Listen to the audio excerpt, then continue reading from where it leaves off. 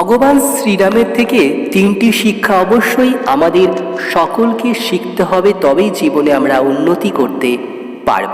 চলুন জেনে নেই। প্রথমে যেটা বলবো, ক্ষমা করুন এবং ছেড়ে দিন।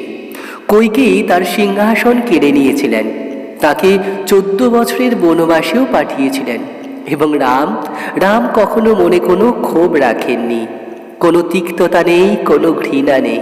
কারণ রাম বুঝেছিলেন লোকেরা আপনার সাথে কেমন আচরণ করে তা তাদের কর্ম।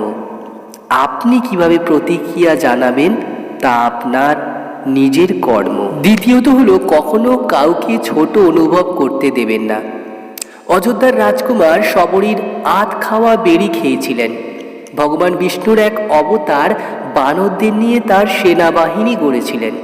রাম কখনোই তার পদমর্যাদাকে নির্ধারণ করতে দেননি যে কে তার সম্মান পাওয়ার যোগ্য। প্রকৃত মহত্ব কখনো কাউকে ছোট করে দেখে হয় না। তৃতীয়ত হলো, সম্পর্কের প্রতি আনুগত্য।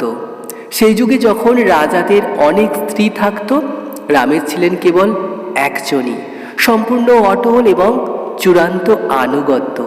এমন এক পৃথিবীতে যেখানে ভক্তি ও নিষ্ঠা বিরল, সেখানে নিজের সর্বস্ব দিয়ে কাউকে ভালোবাসা মানে কি?